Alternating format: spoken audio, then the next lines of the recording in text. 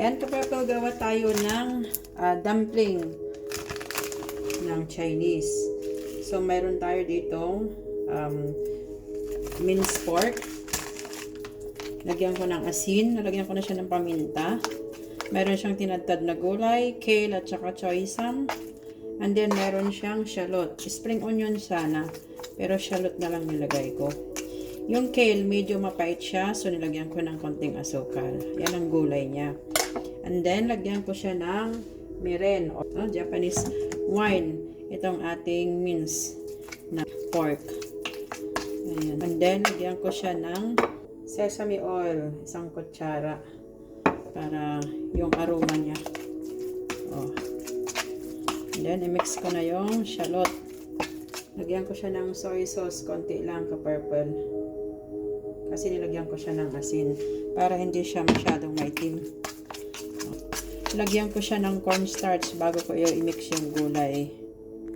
Ito ang cornstarch ko. Yan, bago ko i-mix yung gulay. And then, i-mix ko na yung ating gulay. So, ito na siya ka-purple. O, di marami na yung gulay.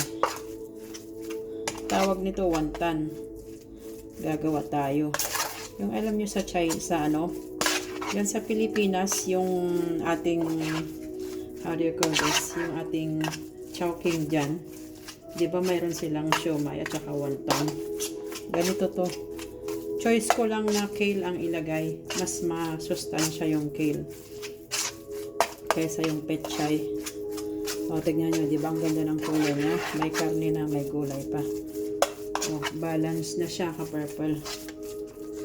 So, ito na ka-purple. Gawa na tayo. Sa isang, molo wrap ang tinatawag nito, isang kutsara lang para hindi siya mag-overlap. And then, water, paikot. Depende kung anong size ang gusto nyo. Tulad niyan, sa akin ganito. Oh, di ba? So, kailangan may close yung bawat dulo. And then, ganyan nyo lang siya. Pisil. Para magawang bulaklak.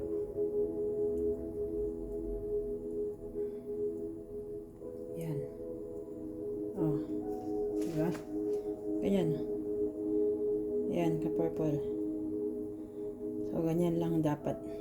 Then, itong isa naman which is ganito. As usual, ganun pa rin siya. Mahirap pag marami kang ilalagay. Mahirap siyang i-close. Hindi magpo-form yung ngayon, ganito lang naman ito. I-close nyo lang yung dulo. Yan. Ganito lang siya. And then, kung gusto nyo naman ng ibang design, tulad nito, lagyan nyo siya ng tubig sa ilalim.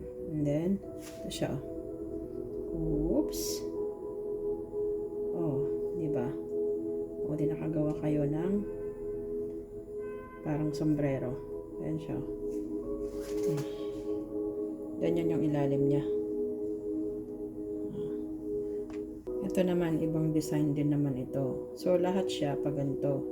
Kung gusto naman na plain lang siya, okay, ganyan lang siya. Parang pamaypay lang siya. O, half. Ngayon, ang gagawin mo naman, para kung gusto mong magkaroon ng design, yung tip, parang empanada, pero hindi ito empanada. I-design mo lang siya. Ayan. Yeah. Oh, di meron ka ng ganyan ka-purple. Diba? Yan siya. And then, we have one. And then, closed.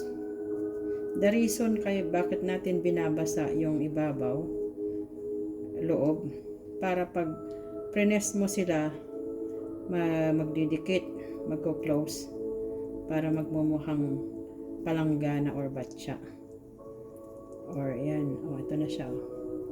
Then, i-shape mo na lang siya. Kailangan flat ang ilalim. Pag medyo musbong yung karne, i-push mo ilalim. Press down mo lang siya. And then, i-form mo siya. See, we have already. And this is the bottom. Ito na siya. Pag in-steam mo na siya, maganda na. Ito na yung nagawa ko ka-purple. storage ko na siya kasi hindi ko naman kakainin lahat. So, yan, ikikip ko. So, ayan na siya. Ikikip ko na siya in the freezer. Pagkakain ako, tsaka ko na lang iluluto.